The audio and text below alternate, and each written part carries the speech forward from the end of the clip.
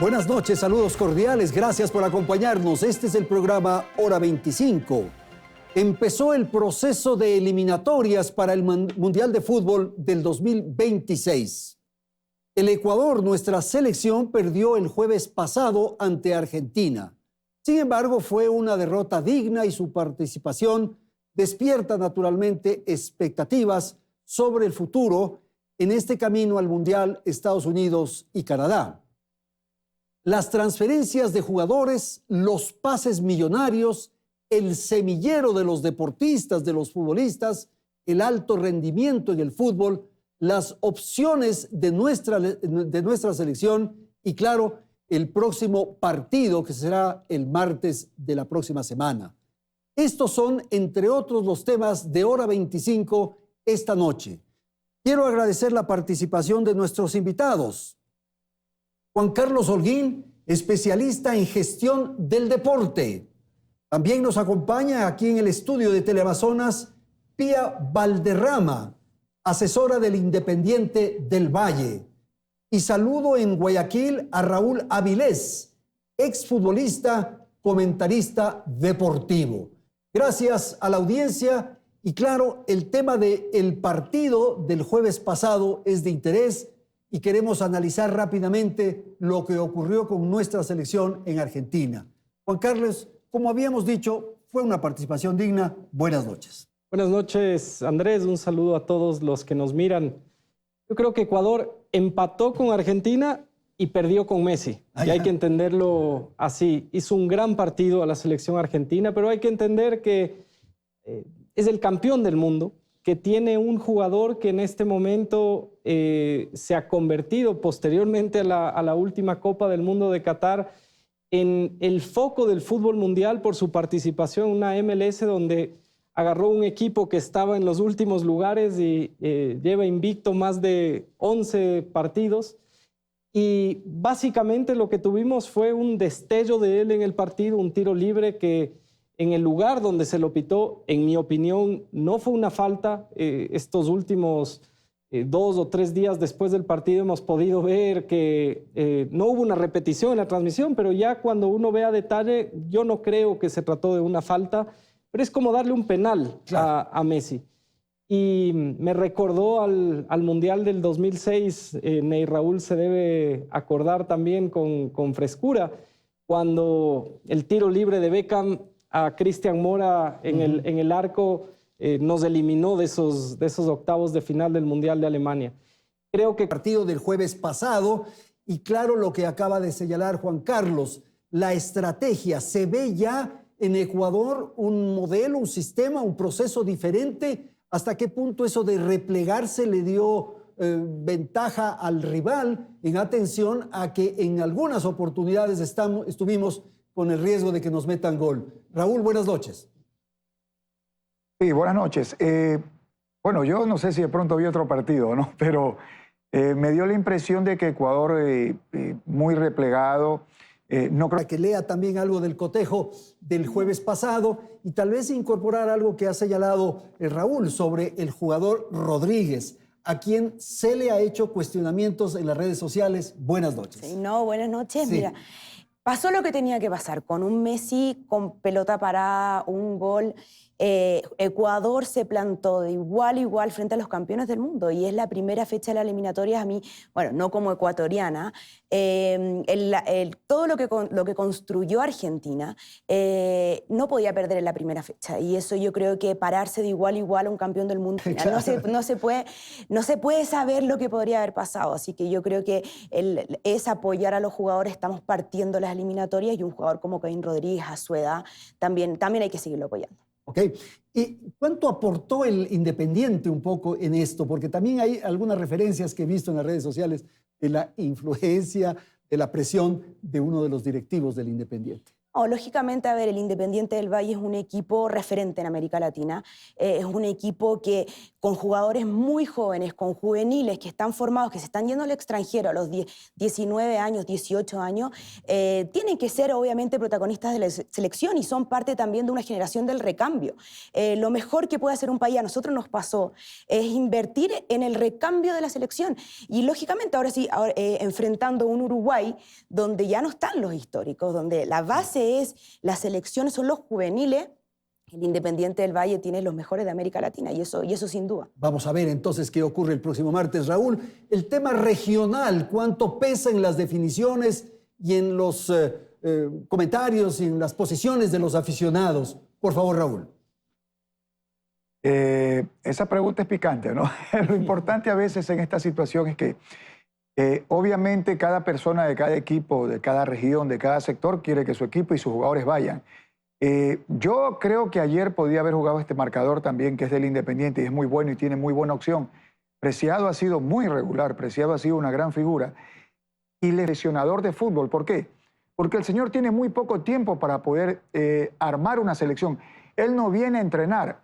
La selección de fútbol se la dan al técnico español 8 días. 8 días, y en 8 días él tiene que llevar a los mejores en su momento. Gracias, Raúl. Juan Carlos, vamos a concluir con el comentario del partido del pasado día jueves, pero sí quisiera una referencia sobre lo que acaba de decir Raúl. ¿Cuánto juegan aquí los externos, digamos? Una cosa es poner atención a los jugadores, la falla de este chico Rodríguez, el tema del gol de Messi, si el arquero podía dar un paso más hacia la derecha, en fin, eso ya son otros temas. ¿Qué ocurre con el entrenador, con el cuerpo técnico? ¿Qué ocurre con la dirigencia de la federación? ¿Qué ocurre con los periodistas y el mundo externo del fútbol, por favor? Yo creo que el Ecuador, a través de su Federación Ecuatoriana de Fútbol, tuvo el acierto de traer un técnico que pueda continuar un proceso con jugadores jóvenes y con una metodología táctica. El Ecuador tiene ahora un estilo de juego. Yo no quiero hablar sobre esto porque tenemos a Ney Raúl, que quizás tiene mucha más experiencia para leer el fútbol. Yo no soy periodista deportivo ni formado para poder dar una opinión al respecto, pero yo veo que el concepto ha sido traer un equipo, un cuerpo técnico que le permita al Ecuador tener un proyecto de trascendencia. No hay duda que estos factores externos, como el que usted le ha preguntado a Pía, relacionados, por ejemplo, al racismo. Pero ¿qué pasa en el Ecuador en las previas a este partido? Se empieza a discutir que por qué no va Leonardo Campana. Y hay una discusión respecto al racismo al revés, al racismo a un jugador que no proviene quizás de los estratos sociales más bajos, en donde Ecuador tiene una gran potencia por múltiples razones sociales y culturales. Ese es un tema para discutir, porque el Ecuador al final en su selección es el efecto de lo que pasa como país. Y yo creo firmemente que si los ecuatorianos en las horas previas estamos completamente desunidos, estamos nuevamente peleando por los detalles de que si un jugador es por un empresario o por los objetivos, nunca vamos a tener un proyecto nación, y eso es lo que nos pasa como país. Bueno, el Ecuador tiene a los mejores, en mi opinión, convocados, porque tiene un técnico que me parecería una falta de respeto pensar que un técnico como el que tenemos en este momento en la selección, que acaba de generar uno de los proyectos más importantes de formación en Qatar, se permita tener una presión de cualquier dirigente para hacer una convocatoria. Y sería lamentable que esto nos provoque una división adicional. Yo siempre había señalado que la dolarización, el conflicto con el Perú y la selección nos habían aglutinado. Y ahora sí perdemos lo de la selección es así, y comienzan las disputas. Es así. Y por eso, ojo, que Pía notó algo que es fundamental, el recambio generacional de Uruguay, porque lo hizo con Chile Bielsa. Bielsa tenía un concepto que con el presidente de Chile en ese momento, Harold May Nichols, el presidente de la Federación Chilena, decían, lo más importante no es ganar los 3 puntos, sino ser un proyecto ejemplar. Y Chile con ello venía de la crisis de la Copa América con un escándalo no recuerdo, en algún hotel. Hizo un recambio generacional en el que tuvo después un proceso futbolístico muy exitoso. Y Bielsa acaba de jugar a no convocar a los jugadores históricos más importantes de Uruguay veremos ese Bielsa en una selección que para mí siempre es una potencia. Gracias. Vamos a incorporar en esta emisión de Hora 25 a Belén Merizalde. Ella es nuestra reportera y tiene un informe, un reporte en torno a lo que ocurre con las estadísticas y la presencia de Ecuador en el fútbol internacional. Belén, buenas noches. Hola Andrés, amigos. Bueno, ya se habló de los errores y aciertos de Ecuador frente a Argentina. Es momento de mirar hacia la próxima fecha. El 12 de septiembre, la tricolor se enfrentará a la selección uruguaya aquí en la capital. Y ya hay novedades, porque el técnico de esta selección, Marcelo Bielsa, no convocó a dos jugadores históricos. Estamos hablando de Luis Suárez y Edinson Cavani. ¿Esto representará una ventaja para Ecuador? Por ahora veamos qué nos dicen las estadísticas. Desde 1973, la selección ecuatoriana ha jugado contra la uruguaya en Quito por eliminatorias 9 partidos. 4 partidos de estos justamente los ganó Ecuador. 2 empataron y en 3 Uruguay se llevó la ganancia. En todos estos partidos, Ecuador anotó 14 goles y 10 Uruguay. Ecuador lleva ya 3 triunfos seguidos en eliminatorias. 1-0 en las eliminatorias 2014, 2-1 en las eliminatorias 2018 y 4-2 en eliminatorias 2022, siendo la mejor marca de Ecuador ante Uruguay. Las cifras nos harían pensar que la tricolor puede hacer entonces un extraordinario papel frente a este nuevo rival. ¿Qué otras iniciativas deberá implementar el técnico Sánchez para continuar con estos datos positivos? Claro, y eso es lo que ocurre. Los ojos ahora se ponen en el partido del próximo martes. Y hay algunos elementos que quisiera plantear. Por ejemplo, ¿qué ocurre con la altitud, Pía? Usted trabaja en el Independiente y tal vez nos puede dar una referencia. ¿Esa es una ventaja para nuestro equipo, el partido del próximo martes? Sin duda, pero yo siempre he dicho que cuando juega la selección, la mayoría de los jugadores también juegan en el extranjero. Entonces va un poquito de igual a igual. Pero sin duda, obviamente, la resistencia física es un factor súper importante. Son jugadores que crecieron jugando a la altura, así que sin duda, pero se empareja la cancha cuando juega la selección. Es muy distinto cuando juegan equipos en torneos como la Copa Libertadores o la Copa Sudamericana, que ahí ellos sí vienen a visitar, pero los jugadores que están jugando en Europa ya se acostumbraron también a jugar sin altura, así que se nivela un poco. Se nivela, sí. Quisiera retomar lo que decía Juan Carlos en el segmento anterior, el tema del racismo. Sí. Usted trabaja mucho con los chicos, con los muchachos, para reclutar, para incorporarlos al Independiente. Y claro, muchos vienen o surgen de barrios y de sectores, de ciudades muy, muy pobres. ¿Qué pasa ahí? No, sin duda, y ahí yo creo que es muy importante destacar, nosotros hace casi un mes más o menos, nosotros lanzamos una campaña que se llamaba Latidos del Valle, justamente para atacar el tema del racismo. Nosotros tenemos una realidad como club, el 80%, 70% de los jugadores son afroecuatorianos, y el racismo es algo que se vive en Ecuador, que se vive en América Latina, que se vive alrededor del mundo. Así que la campaña Latidos del Valle es una campaña que nace desde adentro, desde el club, desde el colegio del Independiente, porque muchas veces también no son nuestros mismos jugadores, los mismos juveniles que dicen: yo solamente sirvo para jugar fútbol. ¿Por qué? Porque soy negro. Y eso es una realidad. Y es una realidad que hay que trabajarla, que fue una mirada interna primero al Independiente del Valle para empezar a trabajar con los chicos, ver de dónde vienen, de dónde viene su compañero de al lado. Es un proceso de valoración personal, de valoración de ellos mismos para después ir hacia la dirigencia, hacia el primer equipo, hacia el cuerpo técnico, para después ya sacarlo, darlo a conocer, que sea un movimiento transformador del fútbol. Yo creo que es fundamental. Ahora, Pía, hay un elemento que le pongo y es en fútbol internacional y es en España, justamente. Sí. Ocurre que hubo un tema de racismo que mereció una sanción y que generó una serie de reacciones en distintos lugares por todos esos gritos que se oyeron en el estadio. Y claro, fue un escándalo. Y hace poco se produjo otro hecho, que fue el beso del presidente de la Federación Española, Rubiales, a una chica de la selección. ¿Cómo poner los dos temas? En el caso del beso, el escándalo ha sido muchísimo mayor. No, sin duda. Yo creo que esos momentos, esas cosas que pasan en el fútbol, ya no puede haber cabida. El fútbol es un reflejo de la sociedad. Si tú piensas, nada une tanto a un país como cuando juega la selección, o tampoco nada divide tanto a un país cuando juegan equipos contrarios. Yo creo que el fútbol puede ser y tiene que ser usado como un elemento de cambio. Ahí está su potencia. Es un deporte donde todos somos iguales. Sí. Y lo que pasó en España, lo que pasó con el jugador del Real Madrid, no hay espacio para que hoy día hayan actos de racismo, tanto de la hinchada como de los jugadores, como de las dirigencias. Y eso es lo que tenemos que trabajar. Okay. Y yo creo que... Gracias. Vamos a ir con Guayaquil, con Raúl, para pedirle una apreciación sobre el partido del próximo martes. ¿Qué características podría haber? ¿Qué lecturas usted podría incorporar? Este tema que se ha mencionado por parte de nuestros panelistas y también de Belén, de que los históricos no van a estar. Profesor Avilés.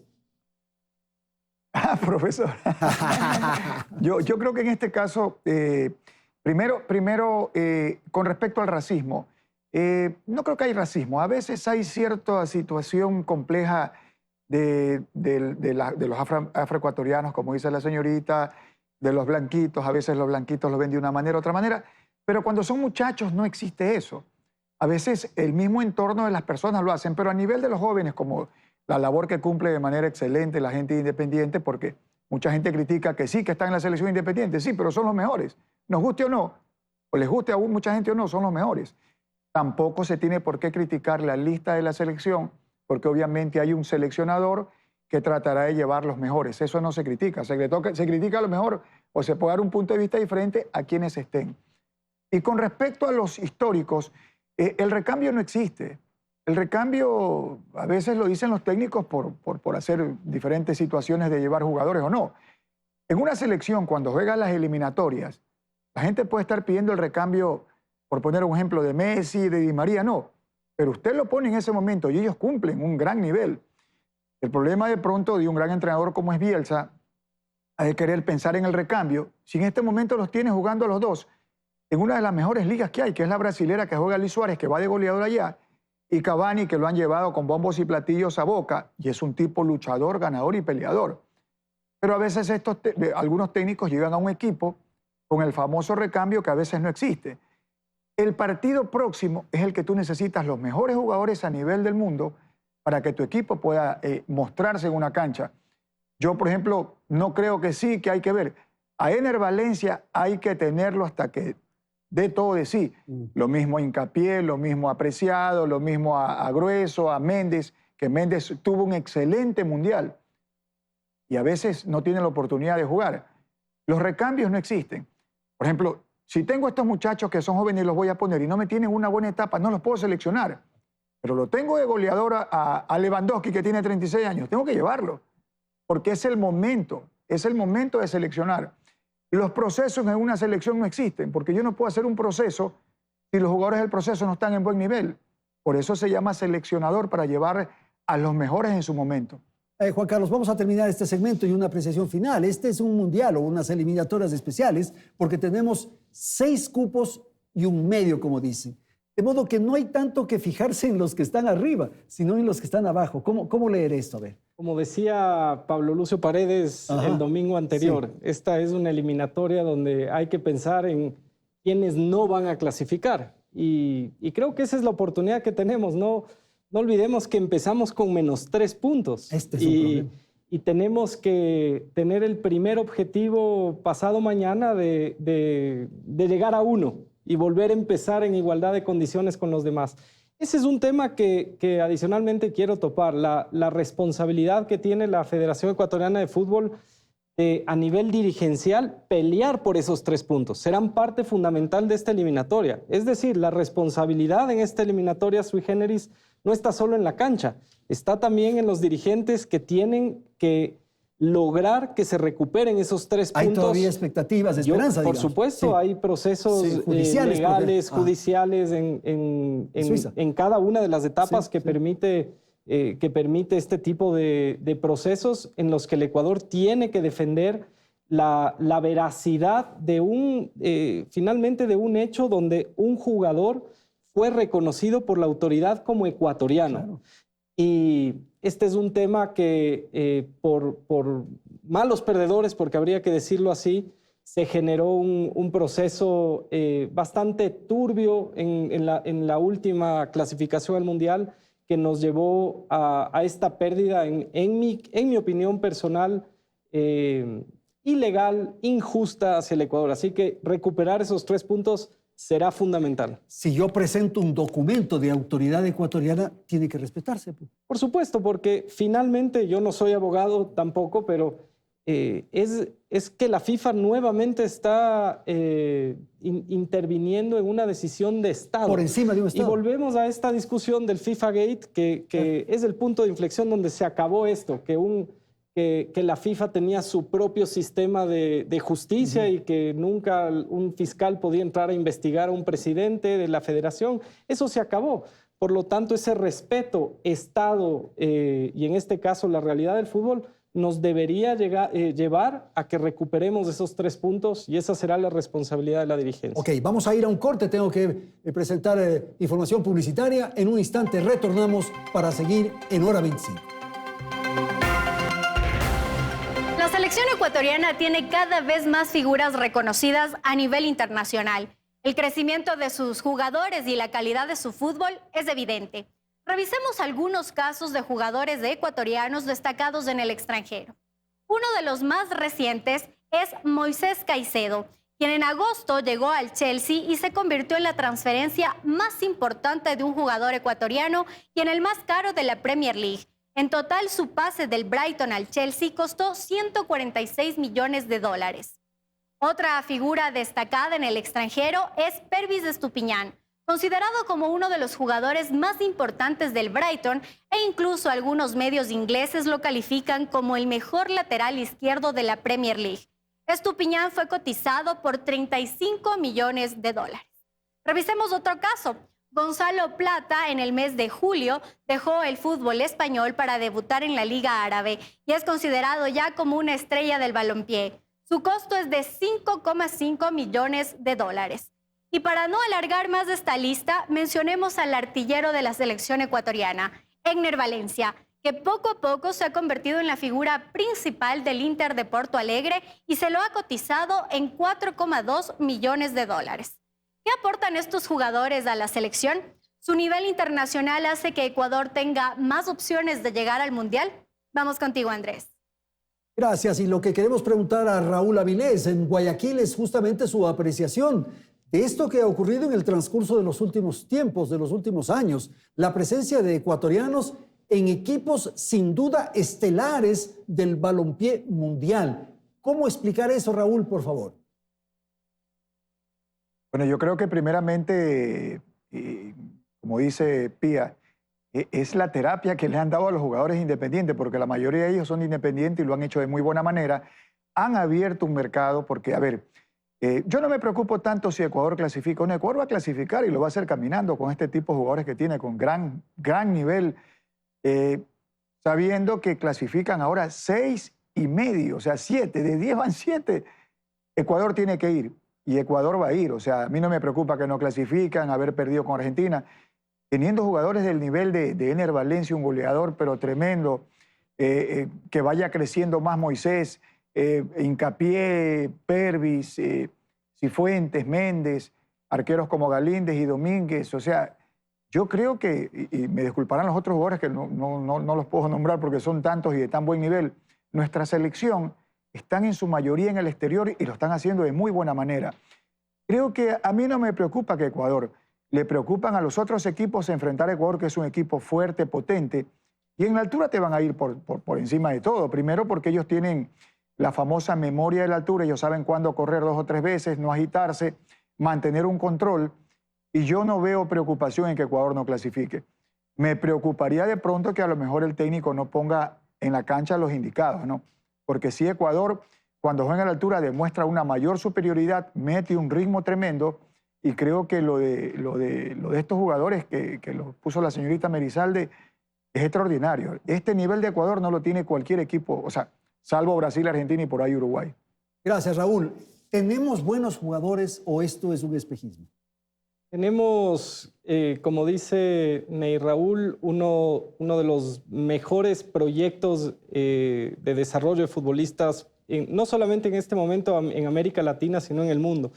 No me refiero solo a lo que ha hecho Independiente, sino un par de otros equipos también, el caso de Liga en inferiores. Recordemos que Ecuador ha clasificado a mundiales sub-20, sub-17 recientemente. El Ecuador hoy debería tomar al fútbol no solamente como un símbolo de unidad, sino que yo hace unas semanas lo mencionaba, es casi como cuando Perú tomó la gastronomía peruana como una idea de desarrollo país. Porque alrededor del fútbol hoy ya no solo estamos hablando de esta clasificación a las eliminatorias, estamos hablando, lo que decía Pía, educación, lucha contra el racismo, el fútbol femenino, la equidad. Hay una serie de principios que este modelo de juego que ha podido desarrollar el Ecuador, y por eso yo mencionaba, es un acierto el técnico que tenemos, porque no es un técnico con capacidades mucho más motivacionales o que prevalece el resultado frente al sistema de juego. Es un técnico que le hará muy bien al fútbol en este proyecto país. Entonces yo creo que el Ecuador tiene en este momento la posibilidad de ejecutar en el triunfo deportivo lo que ha significado el fútbol. No nos olvidemos que vemos esas transferencias. Y hablaba Ney Raúl de Piero Hincapié. Piero Hincapié hace 15 días se discutía su traspaso a Liverpool por más de 7 millones de libras. Pero meses atrás un familiar de él fue secuestrado en Esmeraldas. ¿Qué es lo que sucede cuando vemos Santo Domingo, Moisés Caicedo o Esmeraldas en el caso de muchos de los jugadores? Son lugares donde muy pocos han logrado tener estas oportunidades de éxito que son históricas en ese grupo etario de generación. Claro. Pero al mismo tiempo, quienes les rodean a ellos, 6 de 10 terminan en una pandilla. Entonces ahí viene la importancia de entender que esto puede ser una política pública de éxito, bien entendida, integral, como lo fue la gastronomía peruana en su momento. Interesante. Y en el caso de Moisés, quisiera que analicemos un poco eso. ¿Es la transferencia más alta que se ha hecho en el fútbol ecuatoriano? De largo, pero además es la más alta en el fútbol inglés. Y hay que entender ese concepto.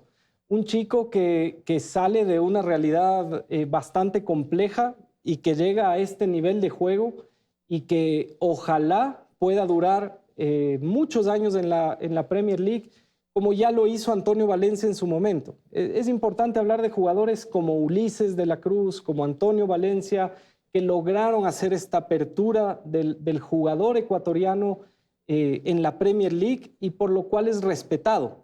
Y yo creo que la Premier League será uno de los destinos más importantes de una serie de jugadores que vemos hoy en esta selección. Claro, se abre camino de alguna manera. Es lo que pasó con México, con algunos jugadores que tuvieron éxito allá. Totalmente. El primero Ecuador fue está bien Yerbita encaminado. Estupiñán, Ítalo Estupiñán. ¿Qué pasa con el fútbol femenino, Pía?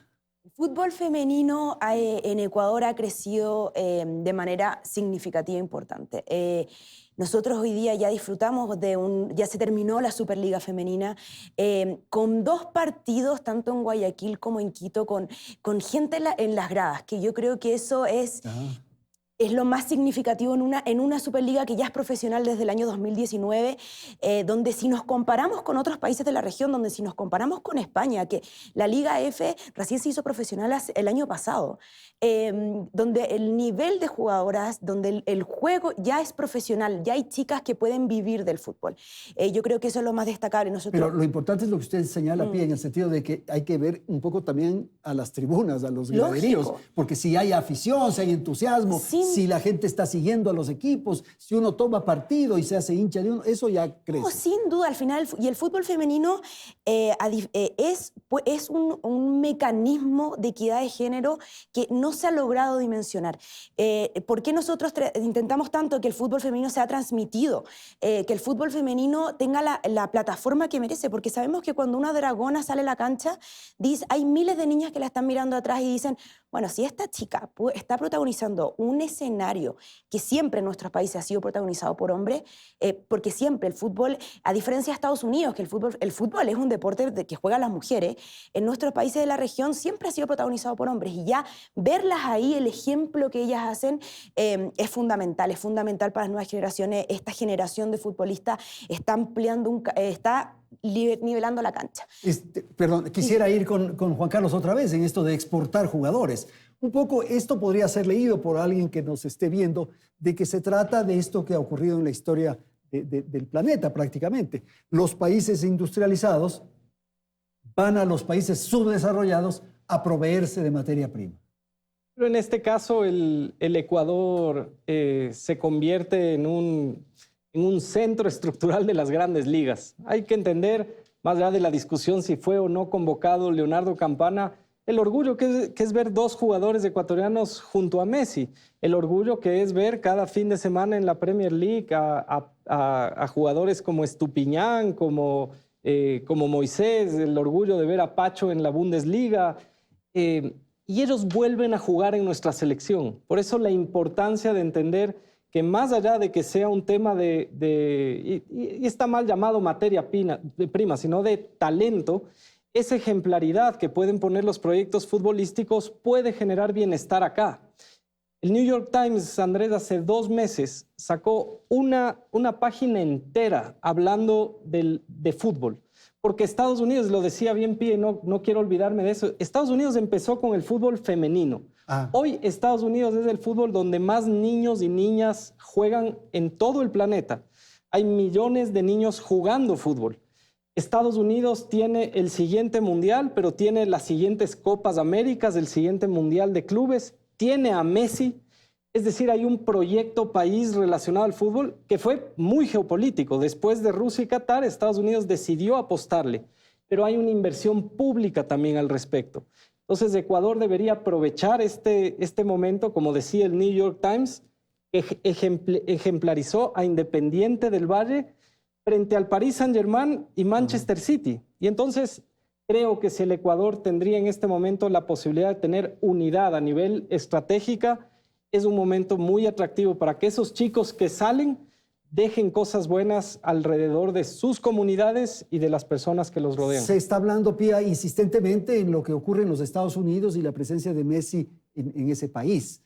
¿Cómo ve usted el fútbol norteamericano? Hay quienes dicen que es un fútbol todavía no muy competitivo. Yo creo que el fútbol norteamericano ahora estando, y sobre todo es una locura lo que provocó Messi, es una locura porque al final también es interés, y eso es un círculo vicioso, que es primero el huevo o la gallina. Primero el interés, después viene la inversión del mundo privado, la inversión del sector público, la gente que va a los estadios.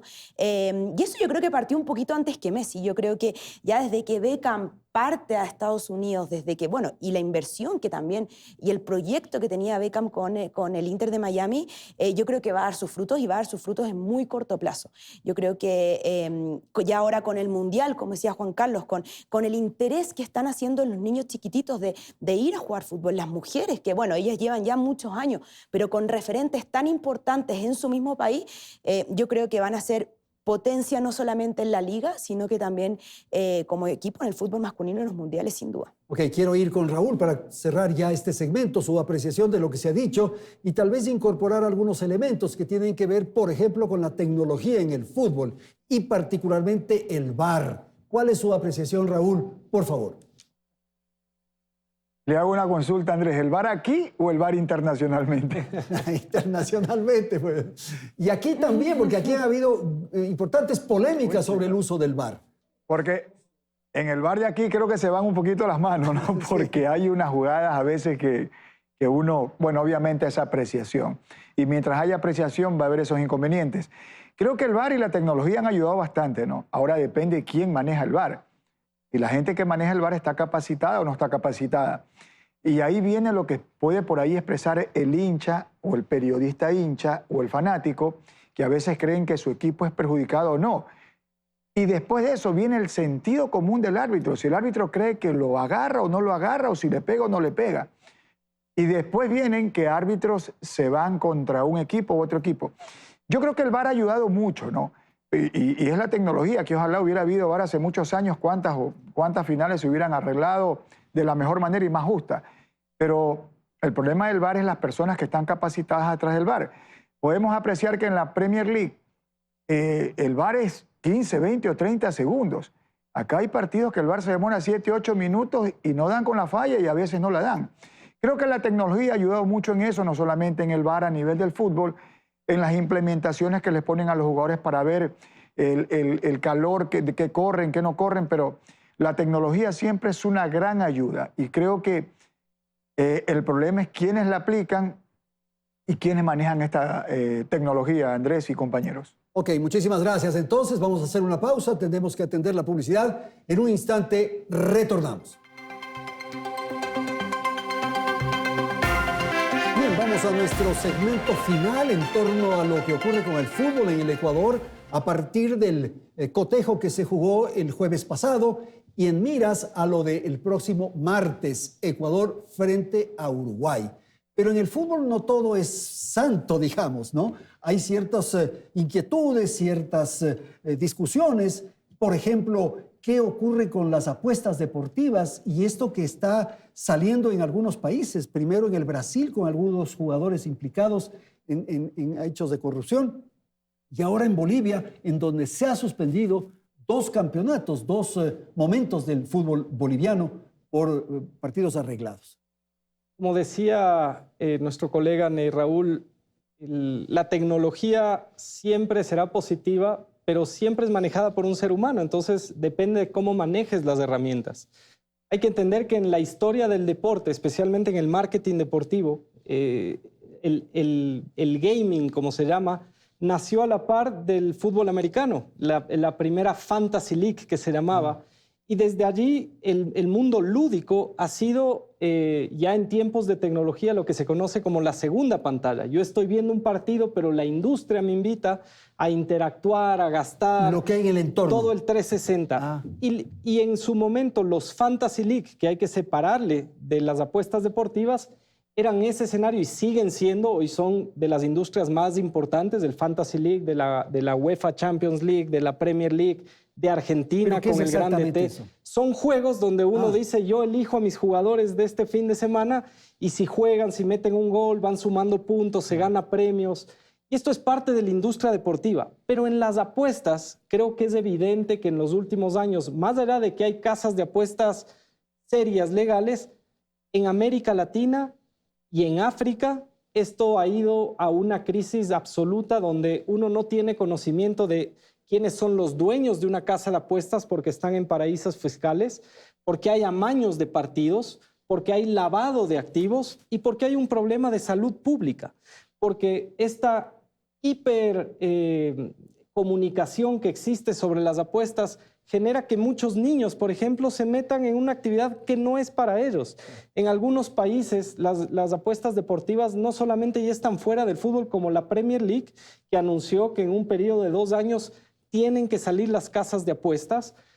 Chile lo acaba de hacer el fin de semana anterior con una norma gubernamental para que no exista operación de casas de apuestas. Y en el caso ecuatoriano hemos visto partidos en la segunda categoría o inclusive en la Serie B, donde en meses y años anteriores hubo resultados de hasta 10, 12 ceros. Recordemos que lamentablemente 2 jugadores ecuatorianos estuvieron involucrados en el escándalo de Brasil. Uno tuvo que regresar por una tarjeta amarilla. Y en un momento, hace algunos años, 2 jugadores ecuatorianos que estuvieron en la Liga Española estuvieron envueltos en un juicio que duró mucho tiempo alrededor de un amaño de partidos por las casas de apuestas. Pía, y claro, donde hay mucho dinero se mete el diablo, como se dice. Entonces, usted que maneja los temas más desde una perspectiva social, en fin, ¿qué ocurre con los jugadores? ¿Qué ocurre con el mundo alrededor del fútbol y este tema del dinero? Yo creo que ahí, y justamente eso, es el tema del dinero. Yo creo que ahí es formación y educación. Es lo mismo cuando a nosotros nos pasó mucho en Chile con esta generación dorada, que fue la generación que ganó Copa América, que llegó muy bien al Mundial, donde habían niños de jugadores de 19 años que se iban a Europa y en qué gastaban la plata. Hace poco salió un libro en Chile donde había un jugador que decía, me gasté 4 millones de dólares en auto, en casa, en reloj.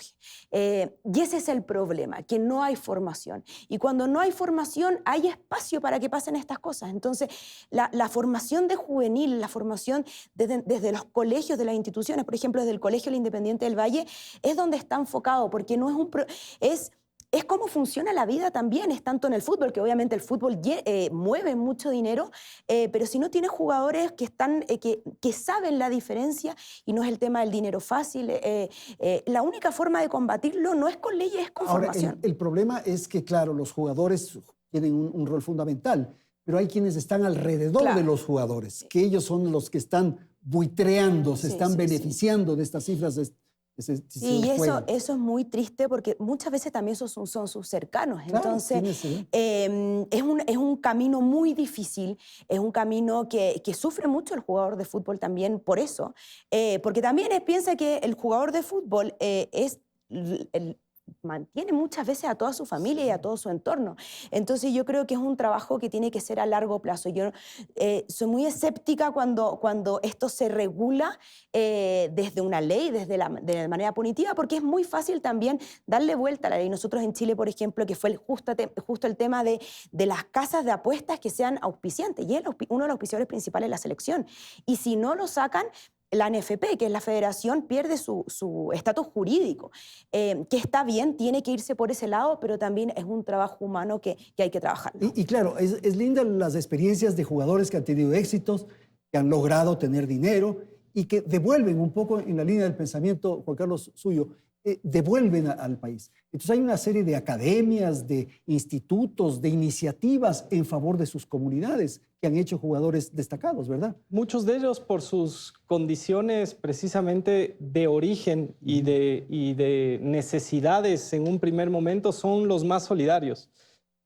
Yo conozco de cerca el caso de Antonio Valencia, hoy con su proyecto sociodeportivo AB25, que lo ha tomado como una manera de retribución a la sociedad.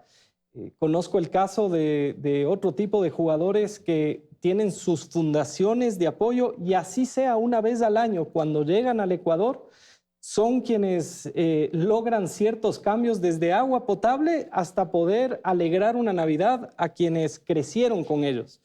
Y el tema del dinero es fundamental en la época en la que vive el Ecuador, porque en un país que está rodeado en este momento de esta problemática, por ejemplo, de las estructuras criminales, tenemos estos fenómenos donde, como mencionaba antes, mucha gente que rodeaba a estos jugadores hoy es parte de una estructura criminal o de una pandilla. En Argentina hay el famoso caso del secuestro de Tevez por parte de su hermano en una de las villas miserias donde nació a él, en el Fuerte Apache. Y esto es algo que tenemos que entender justamente desde la formación, desde el trabajo de la política pública, para que esos fenómenos no estén dentro del fútbol, poder proteger a nuestros niños, a nuestros jóvenes.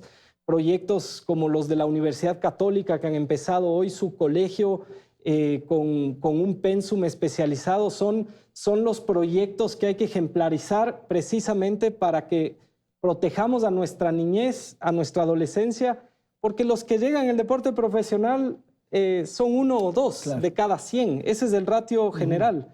El resto tienen que ser buenos ciudadanos con oportunidades y que puedan retribuir a sus comunidades de otras maneras. Y eso quisiera tratar con Raúl en Guayaquil, el comportamiento de los jugadores. Estábamos acostumbrados de alguna manera, Raúl, en el pasado, que en estos desplazamientos, en estos juegos en el exterior, habían escándalos, en fin. Yo creo que ahí se advierte ya un nivel de disciplina, de profesionalismo, de seriedad, y eso es importante destacar. Y quisiera tal vez complementar esto con lo que han dicho sus colegas de panel, en el sentido de que finalmente son las bases, digamos, y en este sentido son los equipos, los cuadros, los que provocan jugadores estelares para ir a la selección. Le pongo esos temas, Raúl, por favor. Muy buena la apreciación de Juan Carlos. Me da muy poco de qué hablar porque casi agarró todos los temas, pero y muy bueno su punto de vista. Yo creo que en este caso falta la orientación hacia los jugadores, porque el club, generalmente acá en los clubes que uno de muchacho iba, no sabían si comías, no comías, si te orientabas o no te orientabas, cómo andabas en el colegio, tu tipo de compañías, y peor ahora con cómo está la situación acá. No hay ese scouting minucioso de saber el tipo de elementos que van a entrenar contigo y los que se pueden quedar fuera. La casa de pronósticos creo que es algo que yo creo que ayudan también al deporte. Ahora, se le ha metido la gente en la cabeza de que a lo mejor hay jugadores. No, yo creo que el que se daña porque quiere. Pero sí debe haber una orientación hacia las juventudes, hacia el proyecto que quieren, hacia la institución grande. ¿Qué arriesgan esos jugadores que van a entrenar o que se forman de pequeños? Porque en nuestra época de futbolistas no es que éramos santos. También salíamos, nos pegábamos nuestra farra en su momento.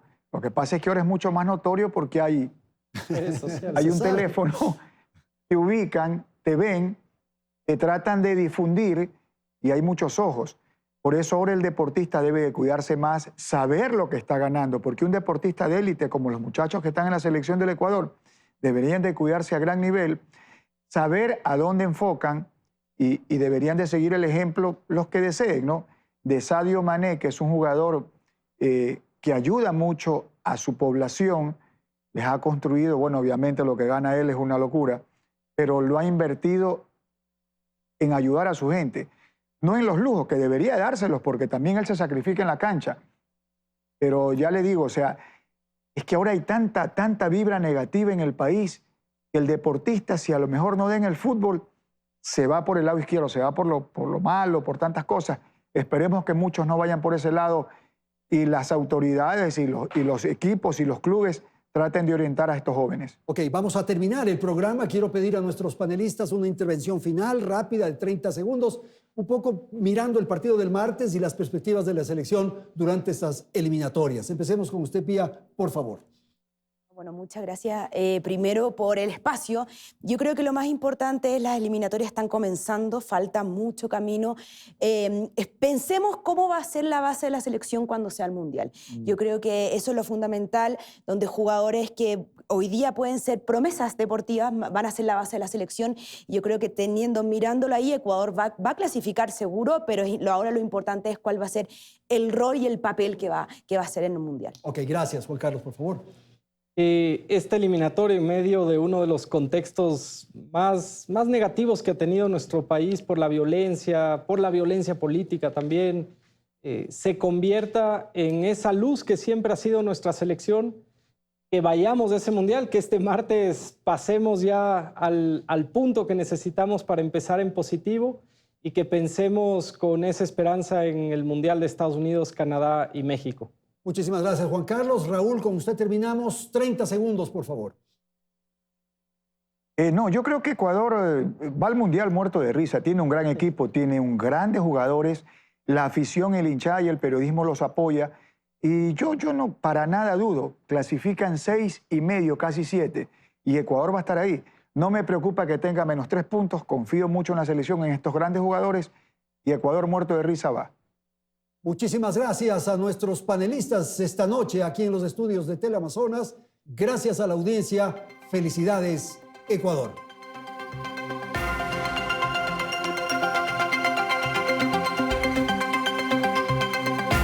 Teleamazonas presentó Hora 25.